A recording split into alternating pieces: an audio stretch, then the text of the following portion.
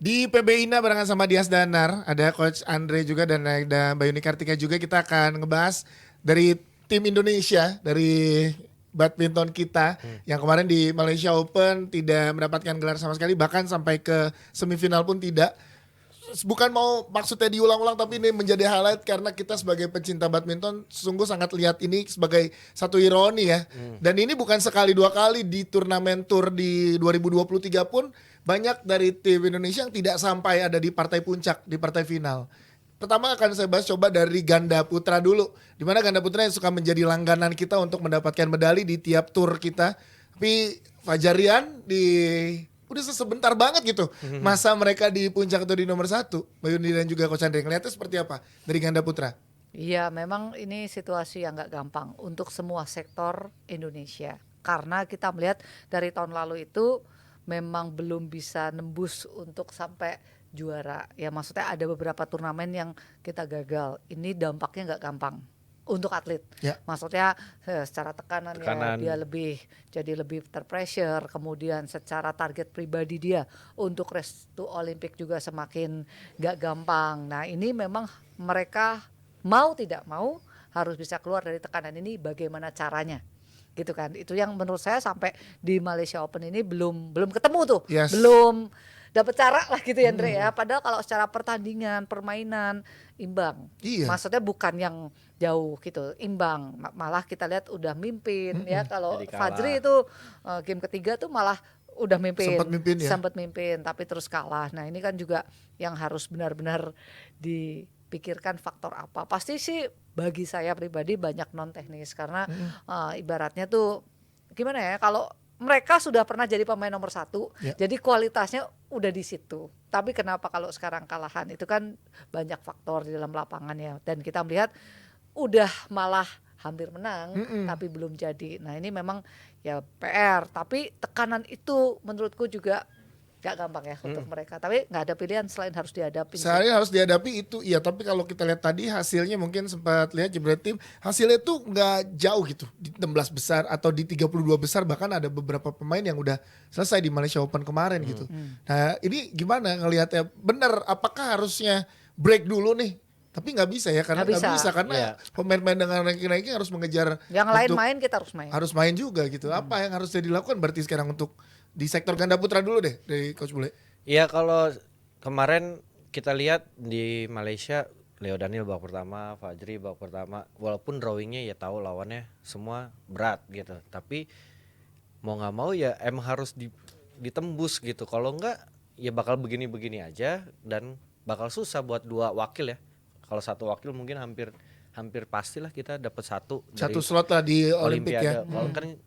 Kalau ganda putra kan kudu wajib gitu kan. Biasanya. Biasanya, kan iya. dua gitu. Dan buat Leo Daniel kemarin juga masih belum di bawah permainan terbaiknya, apalagi setelah di tahun lalu setelah juara di Thailand.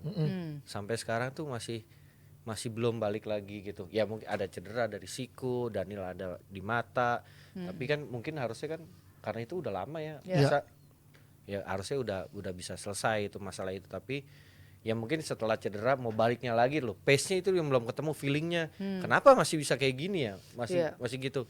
Dan menurutku juga mainnya udah kebaca sih. Dan kita harus cari pola lain selain ya pola yang biasa kita mainin gitu. Harus ada pola B, pola C gitu.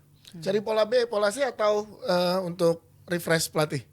Pelatih Koar masih oke. Oke, berarti dari tadi non teknis itu yang juga cukup berpengaruh ya. Ya, karena Ini. secara psikologi memang nggak gampang. Kita melihatnya the minions-nya juga Nggak stop, ada. Yes. kemudian Dedisnya juga menua Itu gitu ya. cedera kan paling ya Iya. karena usia ya. Jadi nggak ada dua itu, mereka harus mau nggak mau terima tongkat estafet untuk bisa Harus siap melanjutkan gitu. ya kejayaan ganda putra yang nggak boleh kalah. Ya. Ya, ganda putra tuh yang Itu harus Indonesia. ada, iya kan? Jadi tekanan iya ada, target iya ada di mereka. Cuma memang ya mereka belum mengambil dengan baik sejauh ini ya. Kemudian Pram juga keluar. Trump juga keluar kemarin Ini kan, skuadnya lama-lama kan juga Habis. tadinya banyak. Iya. Gara kita ngeliat wah ganda putra mah stoknya Habis aman deh, nih. heeh. Nah, tapi ini sekarang agak sedikit krusial ya. Artinya sudah tinggal nggak banyak. Kemudian mereka harus race to Olympic dengan kondisi yang menurutku Fajri ini juga cedera juga baru Sembuh. sembuh lah, baru betul. lewat gitu. Tapi itu kan semua bukan alasan ya. Kalau mau dibilang ntar netizen bilang ini alasan terus gitu. Tapi itu fakta. Fakta yang membuat mungkin sekarang ganda putra belum tembus Ya. lagi. Padahal kalau tembus ya mereka juga bisa dapat PD-nya. Sama lah gitu kayak tadi kita cerita Tai Suying Iya. gitu loh. Ada Tinggal nunggu satu momentumnya ya. tapi when gitu. Itu pertanyaannya. Nah, karena April itu sudah perhitungan terakhir. Udah tutup. Ini kita lihat ranking Olimpiknya Fajri itu 8. Oh berarti di terakhir ya 8 ya. Keluar dari 8 berarti harus masuk di 13 at least. Kalau dia nggak masuk 13 kita bisa nggak ada Nggak wakil. ada wakil. Wow. Nah, Padahal sebelumnya di nomor 1 sempat kan di atas. satu top 5 gitu ya sempat ya. Jadi ini yang memang harus ya mudah-mudahan mereka bisa lewati. Kalau lewat 8 berarti no seeding Iya. artinya. Bisa ketemu sama Bisa. unggulan. Oh, mau unggulan langsung. iya. Iya dia langsung acak, lah nah, ketemu unggulannya. Tapi itu fakta ya Yes. yang harus kita lihat dan ya itulah hasil terakhir atau terbaik yang sejauh ini bisa mereka lakukan. Oke, jadi Padahal sebelumnya mereka juara. Yes, karena Fajri. kalau dari ya ini sektor ganda putra kenapa sangat dibahas adalah karena sektor yang sangat diunggulkan di tiap-tiap Olimpik, di tiap kejuaraan dimanapun gitu ya. Berarti memang kita lihat bagaimana pemegang-pemegang tongkat estafet ini ya. Karena tadi kan Minion selesai, terus kemudian juga Dedis juga karena sudah usia jadi kena cedera kemarin aja kalahnya karena retired di Iya. tengah pertandingan seperti itu. Jadi memang siap nggak siap ya inilah yang harus Harus. meneruskan Fajri, Dan Leonil, India ini Bakri. withdraw kan. Ya di India withdraw. Di India withdraw, Ya, jadi nggak bisa kesehatan. tampil juga. Nah, oke itu dari sektor ganda putra kita berharap dan berdoa untuk yang terbaik. Dan harus pastinya. berani Mas Dias. Beraninya Karena seperti apa? Kalau di angka-angka kritis kelihatan terlalu hati-hati sih kayaknya. Ya, si Ya tegang karena banget. kan ya mikirin gua harus menang pengen gitu. Itu faktor Iya, kekalahan tapi ya di mau nggak mau, turnamen sebelumnya. Ya bondo nekat lah udah. Karena mau nggak mau udah. Lu hati-hati, lu bisa kalah, lu nekat, lu bisa kalah ya udah nekat aja mendingan gitu kan. Walaupun nggak gampang. Ya karena bicara tegang ya sama-sama tegang. Betul. Musuhnya juga gitu ya. Ya itulah namanya permainan ya yang harus benar-benar bisa diambil nanti pelajaran selanjutnya gimana. Berharapnya sih India mereka bisa All Form out lah, ya. form. comeback lah gitu dengan lebih baik. Apalagi setelah India langsung Indonesia Master gitu kan main di rumah sendiri yang tekanannya juga beda tuh. Yes, Ya. untuk tuan rumah tuh selalu spesial ya jadinya ya. Malaysia aja kemarin juga nggak ada wakil. Iya, Iya. iya di Habis. Malaysia Open gak ada wakil. Jadi ini emang satu padahal berharapnya kan pengennya ada Ada wakil wakil. gitu. Tadi sempat kita bahas sedikit tentang Georgie dari sektor tunggal putri. Ya, pengen ke tunggal putra dulu nih. Ini dan juga Coach Andre. Kalah di akhir-akhir it's fine di semifinal atau di final oke lah gitu. Untuk kelas Jojo dan Ginting gitu ya. Ini kalah di awal-awal loh. Bahkan Jojo di round 1 ya kalahnya gitu. Dan Ginting juga di round berikutnya kalah. Ini apa faktornya? Non teknis oke, kita udah pada tahu ada non teknis yang pasti mempengaruhi. Tapi permainan apa yang bisa membuat mereka sampai sebegini ketinggalannya, Mbak Yuni dan juga Coach Andre? Aku kalau ngelihat pertandingannya Jojo lawan Srikan itu dia udah mimpin Unggul sebenarnya. 15-9. Ya sempet jauh bahkan itu ya. Itu dia. Terus dicepetin tuh sama si Srikan tuh, dicepetin mainnya. Itu dia bisa deadlock malah di situ gitu loh. Nah, hal begitu nih Jojo udah ada lah terjadi ya, tapi setelah kemarin-kemarin tuh sebenarnya udah enggak. Setelah Saya Hong Kong itu lama. menilai Jojo malah stabil. Justru Ginting yang setelah ibunya Iya, ibunya nggak ada wafat ya itu pada saat dia itu. malah lebih turun. Tapi ini balik nih kemarin Nah, terjadi Hilang lagi, hilang. gitu. Banyak poin. Gitu hilangnya banyak karena dicepetin dan dia nggak bisa keluar dari tekanan itu gitu sampai akhir game ya Andre ya. Nah itu sebenarnya kan itu yang memang ya pemain tuh cobanya di situ ya, nggak semua kita sih, nggak cuma pemain Indonesia, Iya. beberapa pemain juga udah mimpin banyak juga bisa kalah, itu sangat bisa terjadi. Yes. Tapi masalahnya Malaysia Open ini kita semua sektor betul. mengalami hal Iya. yang sama ya kayak Iya. gitu. Tim profesional maupun tim yang memang dari Indonesia kan ada yang berangkat profesional juga seperti Asayana tahu juga ada beberapa Dejan pemain. Bro. Yes, itu juga juga gagal gitu kan. Jadi faktornya nih juga lumayan jadi perhatian banget kan. Iya. Bahkan Ginting pun sempat ada komentar di salah satu artikel tahun lalu saya sempat baca, Axelsen tuh salah satu yang paling ditakuti dan juga paling ulet lawannya adalah Ginting gitu. iya. Nah di beberapa turnamen terakhir nggak sesuai dengan harapan pecinta badminton nih Ginting. Kalau dari Ginting gimana? Tadi Mbak Yuni sempat bahas Jojo. Kalau Ginting? Ginting sebenarnya kalau Ginting dalam kondisi fit, nggak ada pikiran apapun, itu mainnya tuh bagus banget.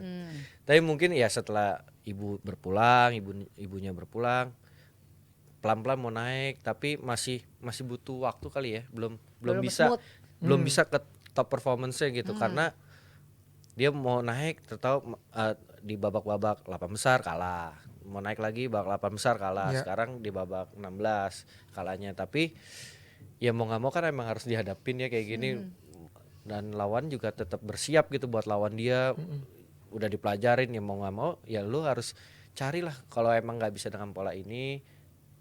Ginting kan menyerang banget ya sebenarnya, Iya. menyerang banget, tapi kadang-kadang tuh suka matinya bukan bola yang Susah. susah. Iya. Saya ngenet dia maunya terlalu tipis banget gitu, harusnya dia bisa lebih save dulu, ada chance baru dia serang lagi. Ya lebih konsisten sih kalau ke Ginting sebenarnya, tinggal lu kalau nggak ada pikiran, badan lu fit, harusnya sih lu bisa sampai babak ujung sampai ujung gitu. Yes, ini kita berharap banyak kan dari Ginting dan juga Jojo karena untuk di layar bawahnya lagi ada siapa sih Mbak Yuni? Chico, benar. Chico Vito paling. Iya, Vito juga, tapi Vito tahun lalu banyak kena cedera, jadi banyak withdraw dari beberapa turnamen gitu kan. Dan juga jadi emang harus terus, apalagi tunggal putra bergengsi sekali kan untuk di Tunggal putra badminton. tuh kalau sekarang race to Olympic paling bagus rankingnya, Rankingnya karena justru bisa paling bagus masuk ya? 2 kan Iya. di 16 kalau 16 dia. besar. 16. 16 bisa masuk 2. Jadi itu salah satu harapan ya. Tapi itu dia mengejar konsistensi sampai dengan Olimpiade ini menjadi PR yang ya harus bisa dilewati oleh tunggal putra ya kalau kita mau merebut medali di Olimpiade. Karena kan. lawannya semua sekarang konsisten banget. Iya, lawan-lawannya di beberapa pertandingan Rata. Cina ada Lu Guangzhu, Li ada Zifeng. Li Zifeng, si Yuchi. Jepang ada 3 itu, ada Kodai, ada India aja, Tsuneyama. Taipei aja bisa. Iya, Oh. masuk semi. banyak yang di atas tuh. Wow, Denmark dua-duanya juga lagi enak. Iya. Si Hong Li Kong Zi- pun ada 2, ada Hong Kong Lee ada Chok Kyu. 2. Kemarin tuh Axelsen mau kalah loh sama Lee Iya. Chok Kyu. Iya. Ada Engkalong juga. Halo Li Zizia Malaysia itu malah lagi itu juga turun. lagi turun lagi ya Iya. tuh tahun kemarin ya. Wow, nah ganda campuran nih, oh, ini sedikit ya kita bahas. Wah nih, Ganda Debbie- campuran nih, Debbie nih harusnya nih. Kita campur. si Devi nggak ada makanya. Gimana Hari deh? ini. Halo Si Devi, ada berbisa dengan kita. Ini menarik kan karena beberapa turnamen kayaknya Dejan Gloria malah dapat gelar dibanding Rehan Lisa pada di tahun 2023 kemarin gitu. Apa yang mesti diperhatikan oleh ganda campuran kita? Seperti kehilangan ruhnya ganda campuran nih di Indonesia. Mbak Yuni. Ya, kalau lihat ranking memang mediocre. Kalau dulu kita selalu ada di Iya, di top atas. 5 Top five, lah, ya. selalu ada.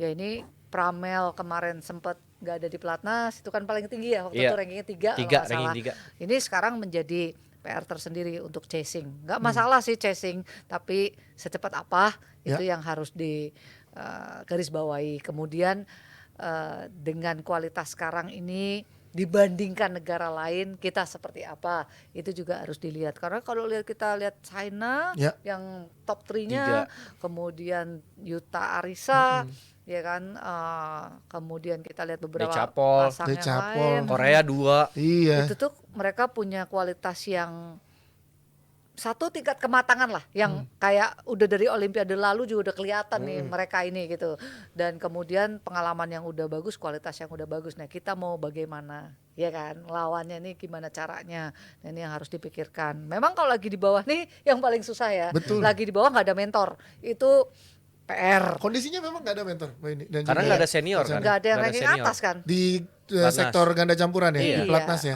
Sekarang kalau Rinov Pita ya kan sama Dejan Glo sama Iya. ini deket-deket di Belasan. belasan. Di belasan bener. Oh ini menarik juga ya, makanya nanti juga kita akan bahas nih menuju Olimpiade. Dan juga seperti apa gitu kan, jadi menarik. Jadi kalau tadi kita bahas dari tim Indonesia pelatnas atau dari sektor semua sektor, berarti semuanya bermasalah ya. Tapi di momen sektor ini. ganda campuran yang kansnya menurutku harus lebih giat kalau mau masuk Mau ke ekstra. Olimpiade, karena sekarang 16 dan 14. 16 dan 14 benar. 19, 14, 16, 19. Iya, 19. 14, 16 dan harus masuk 13. Dan harus 13 ya. Kalau mau ada satu wakil. Ya, itu Dan Masalahnya Dejan Glo kan bisa turun. Tahun lalu semifinal. iya, Iya. makanya kan ini sebelum ini Iya, ya, iya. sebelum Iya, Malaysia ya. sebelum Malaysia. Dan kita akan lihat itu dan yang lain juga tanding sih, yang di atasnya lihatnya sih gampang kurang satu gitu ya. betul. Tapi Tapi kan yang lain kan ikut bertanding juga, pencapaian di tiap game juga poin yang cukup berarti buat tiap atlet kan. persis, kayak Oke, gitu. ini menarik ya. Jadi kita berharap semua sektor lah mengalami perbaikan karena kalau bisa dilihat berarti memang di momen-momen sekarang Indonesia, terutama 3 tahun terakhir mungkin ya Mbak Yuni ya, di Indonesia beberapa sektornya lagi ada penurunan. Dan ini wajar terjadi sebenarnya di tiap negara. China pernah mengalami itu tadi sempat Iya, kita iya. cerita. Malaysia juga. Malaysia pernah, Jepang juga pernah. Tinggal Indonesia gimana bounce back untuk hasil yang lebih baik, membawa kejayaan badminton di pada masanya, di eranya kembali gitu ya. Iya. Dengan pemain-pemain yang ada sekarang. Habis ini Olimpiade. Nah, menarik. Dan ada Mbak Yuni tentunya kita akan bahas juga perannya ya, terbaru di Olimpiade Gua boleh ikut nanya-nanya 2024. Boleh, tanyakan list pertanyaannya. Dan kemana-mana tetap di PB Ina ya.